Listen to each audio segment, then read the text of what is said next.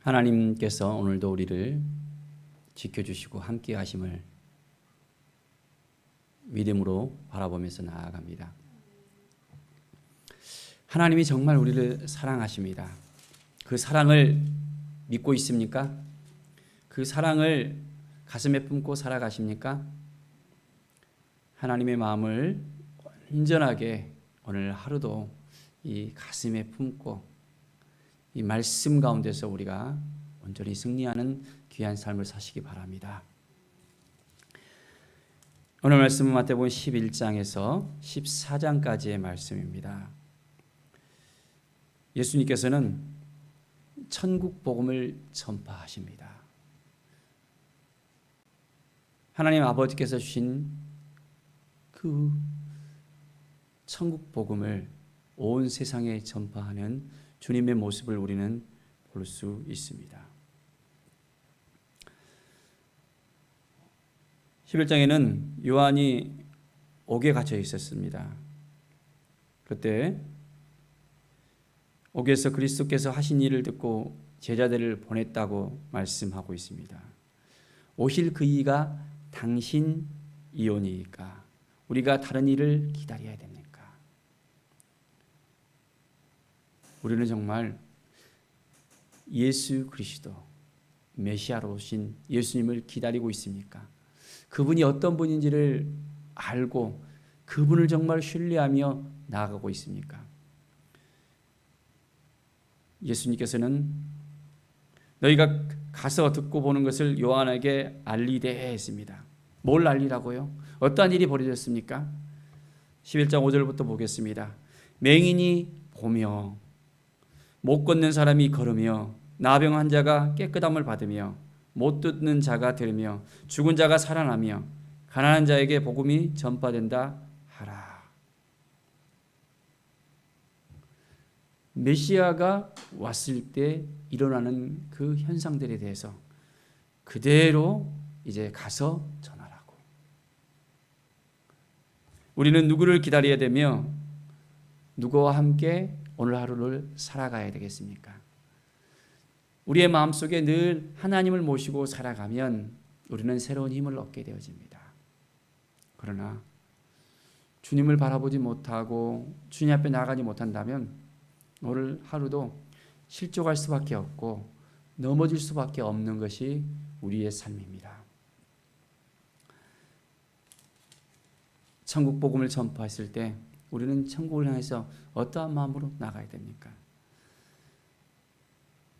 11장 12절의 말씀을 보면 세례 요한의 때부터 지금까지 천국은 침노를 당하나니 말씀합니다. 침노하는 자는 빼앗느니라. 우리가 천국을 향해서 얼만큼 사모하는 마음을 가지고 살아가고 있습니까? 바로 우리의 본향을 가슴에 품고 얼마나 살아가고 있습니까? 이 세상을 살면서 아웅다웅 힘들어하면서 눌려있으면서 고달파하면서 좌절하면서 살아가야 되겠습니까? 아니면 전적으로 하나님의 나라를 향해서 천국을 향해서 우리가 그곳 가운데에서 마음을 품고 이제는 주님의 마음을 품고 살아가야 되겠습니까? 늘 하나님의 마음이 우리 가운데 있어야 됩니다. 우리의 삶 가운데서 하나님 보시기에 합당한 삶을 살아가야 됩니다. 그럴 때 하나님께서는 우리에게 천국을 허락해 주십니다. 오늘 11장 20절에 보면 회개에 대해서 말씀하고 있습니다. 권능을 가장 많이 행하신 고울들이 회개하지 아니하므로 그때 책망하시되 했습니다. 회개해야 됩니다. 도시들뿐만 아니라 바로 지금 이곳 우리가 살아가는 이 땅 모든 백성들이 모든 사람들이 주님 앞에 나와서 회개해야 됩니다. 전적으로 하나님의 마음을 품고 살아가야 되는데 세상이 주는 마음을 가지고 살아간다면 모든 걸 다 내려놓고 회개해야 됩니다. 그럴 때 주님께서 우리의 삶을 이끌어 주시고 인도해 주실 것입니다. 사랑하는 여러분, 무엇이 힘듭니까? 무엇을 아파하십니까? 어떠한 것이 우리를 짓누르고 있습니까? 주님 앞에 나아갑시다. 11장 28절에 보면 수고하고 무거운 짐진 자들아 다 내게로 오라 내가 너희를 쉬게 하리라 말씀하고 있습니다. 나는 마음이 온유하고 겸손하니 나의 명예를 메고 배우라. 주님만이 우리를 만져줄 수 있습니다. 주님만이 우리의 삶을 회복해 줄 수 있습니다. 오늘 이 시간 우리가 이 새벽에 또한 결단을 해야 되겠습니다. 다른 곳을 바라보는 것이 아니라 다른 어떤 것을 바라보는 것이 아니라 주님만 바라보겠습니다. 주님과 함께 하겠습니다. 주님의 뜻을 향해서 나아가겠습니다. 라는 믿음의 고백을 우리가 온전하게 드리기를 바랍니다. 사랑하는 여러분, 주님은 우리를 사랑하시고 이제는 십자가를 향해서 나아가는 모습을 보이십니다. 바리새인들에게 어떠한 또한 고초를 당하기 시작했습니까? 사람들이 예수님을 어떻게 생각하게 되었습니까? 12장 14절에 보면 바리새인들이 나가서 어떻게 하여 예수를 죽일까 의논하니라 했습니다. 예수님이 안식일에 손 마른 자를 고치셨는데 그걸 가지고 이제 어떻게 안식일에 그러한 일을 할 수 있느냐, 왜 안식일을 범하느냐 하면서 나아갑니다. 죽어가는 양이 있는데 그 양을 그대로 내버려 두는 것이 좋은가, 아니면 그 양을 너희 양이라면 살릴 수 있게 되냐라고 물어봅니다.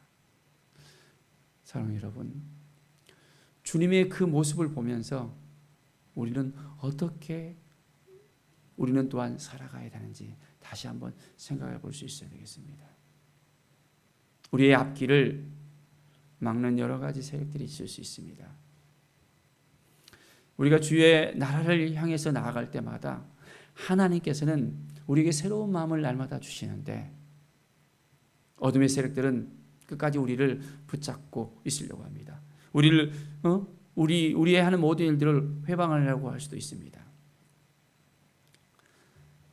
10장 28절의 말씀을 보십시오.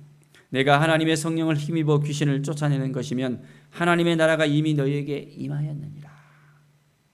하나님의 나라가 이미 너희에게 임했다고 말씀하고 있습니다. 우리 가운데 성령의 역사하심이 일어나야 됩니다. 성령의 은혜가 우리 가운데 임해야 됩니다.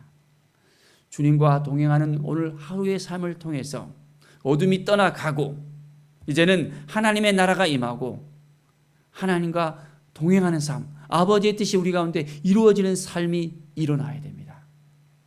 그럴 때 하나님께서 우리를 통해서 기뻐하실 것입니다. 날마다 주님 앞에 온전한 삶, 의로운 삶을 살아야 됩니다. 모든 죄들을 이제 예수 그리스도의 보혈로 다 이제는 끊어버리고 주님과 동행하는 오늘 하루가 되어지기를 원합니다. 하나님 아버지의 뜻대로 살아가는 삶, 아버지의 마음을 가지고 살아가는 삶, 그것을 오늘 하루도 하나님께서 우리에게 요구하십니다. 무엇이 하나님 보시기에 합당한지, 무엇이 하나님의 마음에 흡족한지, 그냥 내가 좋다고 생각하는 대로 내 마음대로 내 의지대로 살아가는 것이 아니라 모든 기준을 이제는 하나님의 뜻 가운데 우리가 정할 수 있어야 되겠습니다. 13장의 말씀을 보면 이제 씨 뿌리는 비유에 대해서 말씀하고 있습니다. 4가지 밭을 말합니다. 먼저는 길가밭, 또한 얇은 돌밭, 가시떨기, 또한 좋은 땅. 이 씨가 이 4군데에 떨어졌습니다. 자, 어떻습니까? 씨를 어디에 뿌려야 됩니까? 씨가 어디에 떨어져야만 잘 자랄 수 있겠습니까? 네 가지 또한을 우리에게 주셨던 그 의미가 무엇일까요? 자, 길가밭을 보십시오. 길가에 뿌려지면 어떻게 됩니까? 어떤 일이 일어날까요? 바로 이것은 19절의 말씀 보면 악한 자가 와서 어떻게 합니까? 그 마음에 뿌려진 것을 빼앗아 간다는 것입니다. 길가에 있는 것들은 새가 쪼아버리면 이제는 바로 사라져 버리잖아요. 더 이상 씨를 땅에 뿌리를 내리지 못합니다. 우리 가운데 말씀이 뿌려졌을 때 그냥 길가밭 같은 그런 밭이라면 어둠이 찾아와서 우리의 마음을 완전하게 이제는 빼앗아갈 것입니다. 얇은 돌밭은 어떻습니까?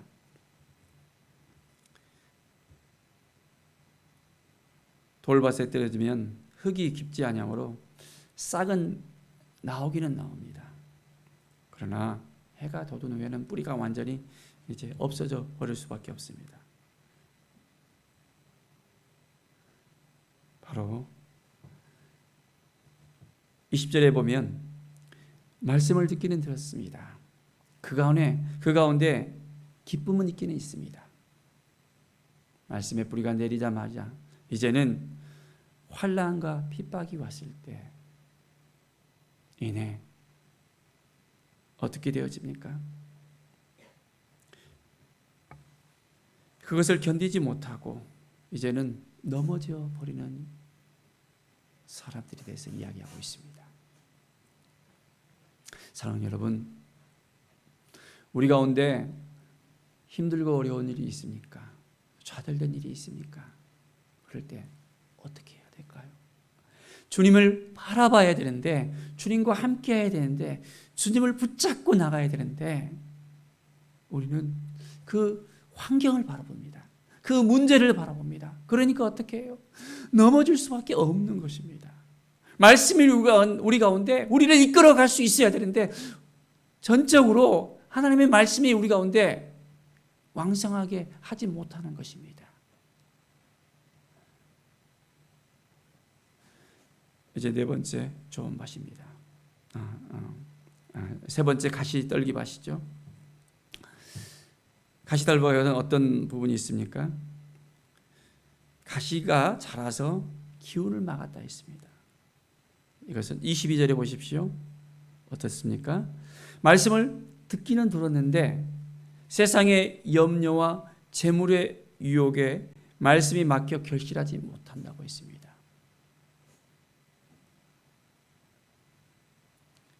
말씀이 우리 가운데 있기는 있습니다. 말씀대로 살아야 됩니다. 그런데 말씀을 따라 살아가는 가운데 어때요? 세상의 염려가 급습합니다.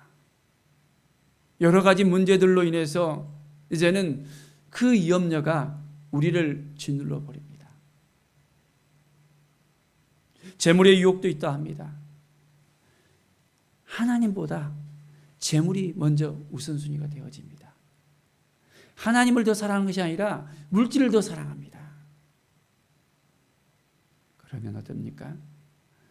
말씀이 우리 가운데서 결실하지 못합니다. 그 염려 때문에 우리는 말씀이 우리 안에서 사라지는 것을 볼 수 있습니다. 말씀이 우리를 이끌어가야 되는데 그렇지 못하는 것을 우리는 분명히 볼 수 있습니다. 좋은 땅에 뿌려졌다는 것을 어떤 의미일까요? 바로 이것은 좋은 땅에 뿌려지면 어떤 일이 일어납니까? 잘 자랄 수밖에 없잖아요. 말씀을 듣고 깨닫고 이제는 결실하게 되어지는 것을 볼 수 있습니다.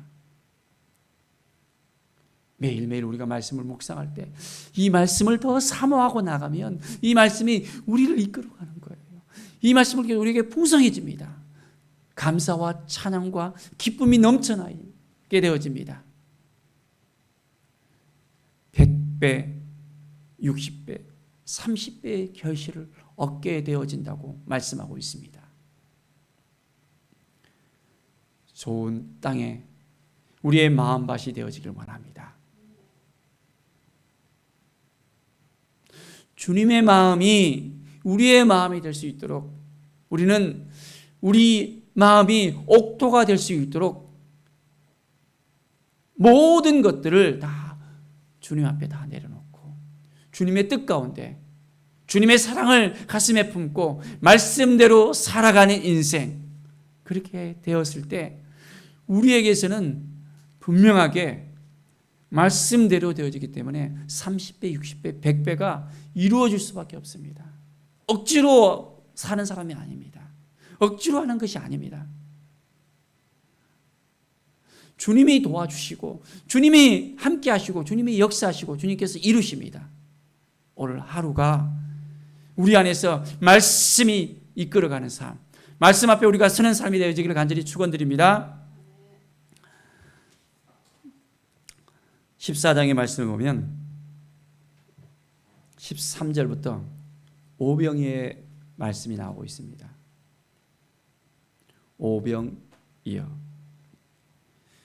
떡 5개와 물고기 2마리, 이걸 통해서 어떠한 일이 벌어졌습니까? 많은 사람들이 예수님 앞에 나왔습니다. 그런데 해가 서물기 시작했습니다. 그들이 먹어야 되는데 어떻습니까? 먹지 못하고 굉장히 줄여있는 모습을 주님께서는 보셨습니다. 그래서 주님께서는 이 오병이어를 통해서 역사하십니다. 주님의 능력이 한 아이의 이 도시락 같은 한 아이가 먹을 수 있는 만큼의 그 작은 분량을 통해서 역사하십니다. 우리에게 있는 것은 떡 5개와 물고기 2마리 뿐입니다. 그런데 그곳 가운데 몇 명이 있었죠? 무려 여자와 어린아이를 빼고 5,000명이나 되었다 했습니다.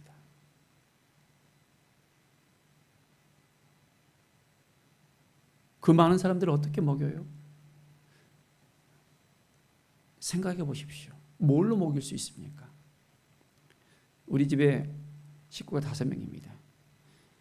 5 식구 저녁상을 차리는데 얼마나 시간이 걸립니까? 30분? 1시간? 아주 진수성찬을 갖다가 차린다 하더라도 시간이 1-2시간 정도 걸려서 음식을 갖다가 만들어냅니다. 그런데 장정만 5,000명이고 여자 어린아이까지 합하면 이제 15,000명, 20,000명이나 됩니다. 그 많은 사람들을 이제 먹이려면 어떻게 해요? 마을로 들어가고는 떡방앗간에 가서 떡을 만들어내고 밥을 만들어내고 음료수를 사고 사는 것만 해도 내려가서 하는 것만 해도 그때는 차도 없잖아요. 차를 가지고 와야 되는데 몇 트럭을 가져와야 되는데 되어집니까? 인간적인 생각으로는 쉽지 않습니다. 그런데 오늘 어떻게 됩니까? 무리를 명해서 자리에 앉힙니다. 그리고 주님께서는 떡 5개와 물고기 2마리를 이제 가지고 하늘을 우러러 축사를 하십니다. 그리고 무리에게 나눠 주라고 말합니다. 주님의 그 능력으로 하나님께서 역사하심으로 말미암아 이제는 오병의 역사가 일어납니다. 모두가 다 배불리 먹었다 했습니다. 배불리 먹으려면 얼마나 먹어야 됩니까? 많이 먹어야 되잖아요. 그런데 남은 것도 이제 광주리가 12광주리에 가득 차게 남았다고 합니다. 어떻게 이런 일이 벌어질 수 있을까요? 인간적인 생각으로는 쉽지 않습니다. 그러나 하나님이 하시면, 하나님이 역사하시면 이러한 일이 일어납니다. 2000년 전에 오병이어의 역사가 동일하게 오늘 이 순간에도 우리 가운데 일어나기를 바랍니다. 오병이어를 주님께 드려야 됩니다. 주님께서 이것을 가지고 축사해야 됩니다. 우리의 가진 것을 주님께 드려야 됩니다. 그러면 주님께서 그것을 통해서 역사하십니다. 내가 하려고 하는 것이 아니라, 내 것을 취하는 것이 아니라 우리가 나눠줄 수 있어야 됩니다. 우리의 것을 이제는 주님께 드릴 수 있어야 됩니다. 우리의 시간도 드리고, 우리의 물질도 드리고, 우리의 삶도 드리고, 우리의 모든 것을 주님께 드리면 주님께서 그걸 가지고 오병이어의 역사를 허락해 주십니다. 차고 넘치도록 하나님께서 이제는 허락해 주실 것입니다. 12광주리가 남을 정도로 우리의 삶에 있어서 풍성함을 주실 것입니다. 자기 자신만 먹는 것이 아니라 이제는 5,000명이 먹는 것처럼 이제 우리와 함께하는 많은 사람들이 바로 우리 자신을 통해서 예수 그리스도로 말미암아 누릴 수 있게 되어집니다. 오병이어가 없다면 어떻게 이런 일이 일어날 수 있습니까?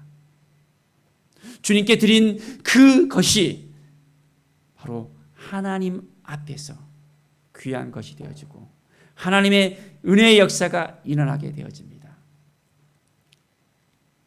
우리 하나님께서는 말씀으로 행하시는 분이십니다. 천지창조 때부터 시작해서 말씀만 하실 때 그 말씀으로 인해서 역사가 일어나요. 이제는 그 가운데 하나님의 놀라운 은혜가 시작되어졌습니다. 바로 우리 가운데 마찬가지입니다. 하나님의 은혜를 누릴 수 있는 것, 바로 오병이어의 역사가 우리 가운데 일어나기를 간절히 축원드립니다. 기도하겠습니다. 하나님 아버지 감사합니다.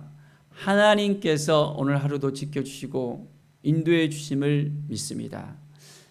하나님 앞에 온전하게 서서 이제는 주님의 나라가 이 땅 가운데 임할 수 있도록, 하나님의 나라가 임할 수 있도록 우리가 천국을 전파하며 주님의 사랑을 전파하며 주님 앞에 나갈 수 있는 하나님의 사랑으로, 하나님의 마음으로 이제는 온전히 많은 영혼들을 구원할 수 있도록 인도하여 주시옵소서. 수고하고 무거운 짐진 자들아 다 내게로 오라고 했습니다. 주님 앞에 우리가 오늘도 나아갑니다. 주님 우리를 위로해 주시고 회복시켜 주시고 치유해 주시옵소서. 주님의 뜻을 구하며 나가오니, 주님의 은혜를 구하고 나오니 하나님 이 시간 임하여 주시고 함께하여 주시옵소서. 아버지의 뜻대로 살아갈 수 있도록 인도하여 주시옵소서.